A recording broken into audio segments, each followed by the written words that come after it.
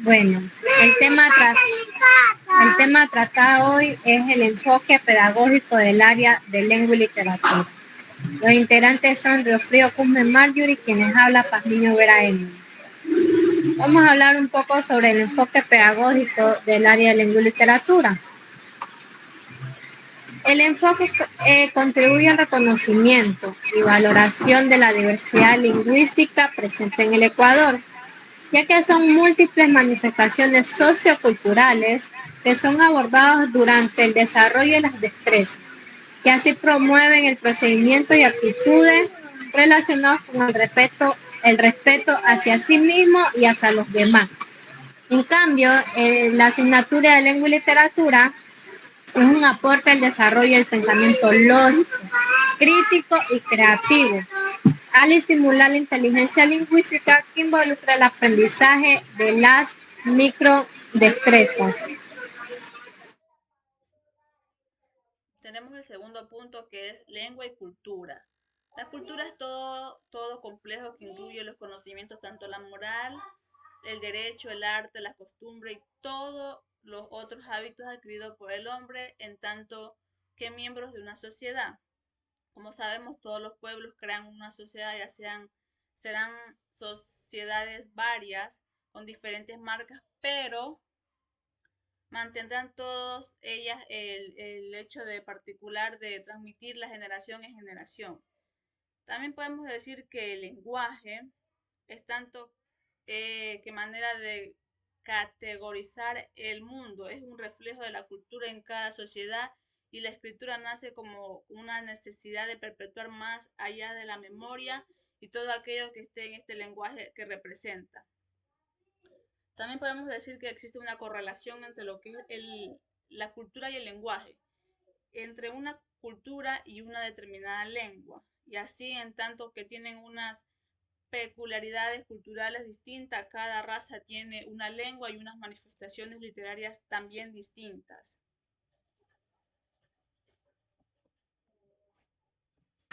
Las variedades, ahora vamos a hablar sobre las variedades lingüísticas. Las variedades lingüísticas se conoce como variedad lingüística o modalidad lingüística a cada una de las distintas formas que adquiere un lenguaje natural o idioma. Esto depende del contexto geográfico, social y etario en que sus hablantes lo utilizan. Es decir, los hablamos en varios significados que sufre el lenguaje dependiendo de las condiciones objetivas de cada hablante. Estas variaciones del lenguaje se manifiestan en su vocabulario, entonación, pronunciación o incluso rasgos más centrales que todavía se ven reflejados principalmente en los hablantes o ya sea en los estudiantes. Tenemos,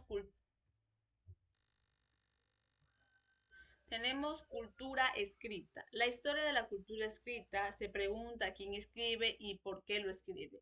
Se analiza todo el contexto que rodea la escritura y estudia sobre los usos y la difusión de la escritura.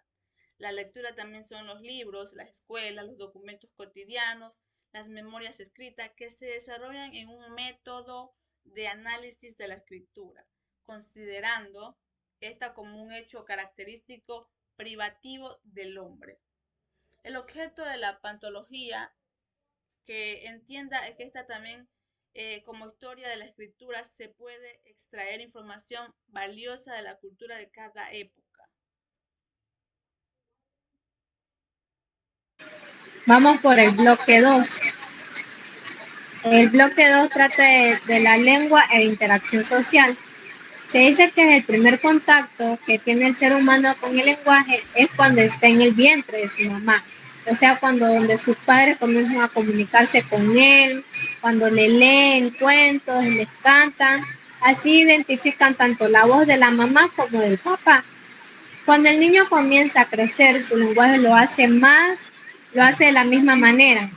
Este va a depender del medio donde se desarrolla, como por ejemplo el tipo de familia, la religión, el nivel socioeconómico, el nivel educativo y la ubicación geográfica. Esto quiere decir que dependiendo de la edad de los niños, algunos padres y madres deciden si dejarlo al cuidado de sus familiares o a la integración de una estancia infantil. Comunicación oral. La comunicación oral es la transmisión de información entre dos o más individuos a través del habla y del código contemplado en un idioma. Generalmente se contrapone a la comunicación escrita, en lo cual la información se halla inscrita en algunos soportes material para resistir el paso del tiempo. La comunicación oral también es probable la forma más temprana de intercambiar información de nuestra especie. Muchos filósofos y también historiadores concuerdan que la gran capacidad de comunicación oral de nuestra especie fue un factor determinadamente en su éxito biológico. Además, también que permite la transferencia y conversación de información de manera eficaz y de una generación a otra. Bueno, el bloque 3. El bloque T trata sobre la lectura. ¿Qué quiere decir la lectura? La lectura es un proceso en el que el individuo conoce cierta información mediante el lenguaje visual o escrito. El lector se enfrenta a ciertas palabras, números o símbolos. Los traduce a la información dentro de su mente y los decodifica y aprende. Leer implica pronunciar las palabras escritas, identificarlas, comprenderlas. Al nivel textual, leer y comprender un texto extrae su significado.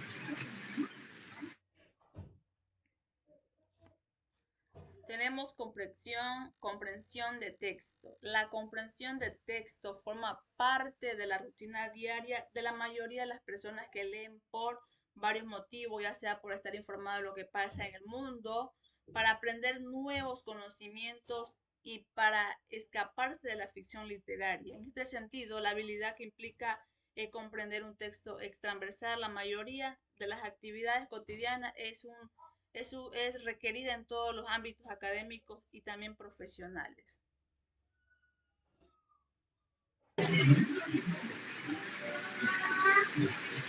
Elementos paralingüísticos del habla regional. El volumen de la voz como componente de la paralingüística. El volumen de la voz del complemento paralingüístico es importante en la comunicación, ya que cabe señalar que el término más adecuado para describir esa propiedad es del sonido y es en realidad intensidad, ya que el volumen es la magnitud, es la magnitud de la superficie que logra ocupar este proyecto, el tamaño natural en que se está ligado el órgano o instrumento de lo que lo produce. Y no tiene una conexión directa, sino que con la fuerza. Tenemos los recursos. Una de las actividades que intentamos fomentar en los niños de temprana edad es la acción lectora. Desde que empiezan en la educación infantil, nos preocupamos de porque ellos aprendan las letras, las sílabas, hasta el último curso, que ellos lleguen sabiendo leer. Para así cuando ellos ya estén en la primaria, sean capaces de comprender un texto y ellos expliquen lo que leyeron y pueden explicar y dar también su criterio.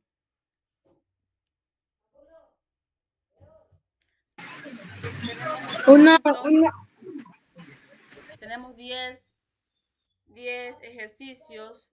Uno de ellos es la rutina diaria. Como sabemos, el ser humano aprende a base de constancia y de rutinas de conductuales, por lo que para poder que nuestros alumnos desarrollen este ámbito, tenemos que dedicar un espacio libre, así sea de unos 5 a 10 minutos, para poder leer. Cuando leemos aprendemos nuevo conocimiento y también mejoramos nuestro léxico. Tenemos otro punto que es leer de forma digital. Hoy en día, en el siglo XXI, ya no es como lo anterior que teníamos que ir a la biblioteca, buscar los libros, sino que ahora podemos entrar a Google y podemos bajar información o investigar lo que queramos saber. Retos y desafíos. Debemos adaptarnos a la lectura a la edad de cada niño, no simplemente para que sean capaces de comprender lo que aparece en el texto, sino que también prestarles el desafío de poder entender una serie de textos más complejos, con el desafío bien sea planteado que puedan comenzar a encontrar el placer de descubrir lecturas con más abstracción. También tenemos la que es libertad de elección, que es reconocer la variedad de gustos literarios de nuestros alumnos, es darle la oportunidad de que ellos aprendan de la pluralidad. Por lo tanto, podemos ofrecer un mayor número de diferenciado de ejemplos, por ejemplo, literarios que ellos puedan desenvolverse con mayor capacidad de elección, que ellos puedan ser ellos mismos. Ya. Como sexto punto tenemos no imponer la lectura. Es importante crear un ambiente distinguido para la lectura, pero sin llegar a obligar esta acción, ya que podríamos recibir un efecto contrario y que nuestros alumnos pierdan el interés por sí mismos. O sea, ellos no capten la información, sino que no tengan un conocimiento previo. Como séptimo punto tenemos leer a través del juego. Presentar la lectura como un juego más de la vida cotidiana se ha demostrado la importancia del aprendizaje basado en el juego.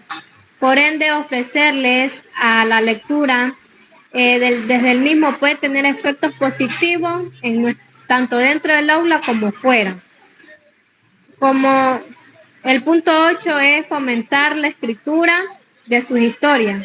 Un alumno comprende lo que lee, es un alumno con una capacidad imaginativa que debemos seguir desarrollando y para eso es importante que le demos las oportunidades a ser los creadores de sus propias historias, sus propios conocimientos y así puedan desarrollar sus habilidades. Como noveno punto tenemos la biblioteca en el aula y visita guiada a bibliotecas. Ofrecerles una variedad literaria es esencial, tanto en ocasiones los centros no disponen de las facilidades económicas o estructurales para poder tener una biblioteca para todo el alumnado. Para esto no nos impide tener nuestra propia aula para poder realizar las bibliotecas virtuales y presenciales. Y como último punto tenemos talleres de cuentacuentos. Darles las oportunidades de leer, ensayar, vocalizar, gesticular, verbalizar y dramatizar aquello en lo que están mostrando el interés es proporcionar un gran interés no solo para el protagonismo, sino que además para los espectadores. Protagonizar en las soluciones que les ofrecemos para que ellos puedan tener una imaginación más allá. Muchas gracias.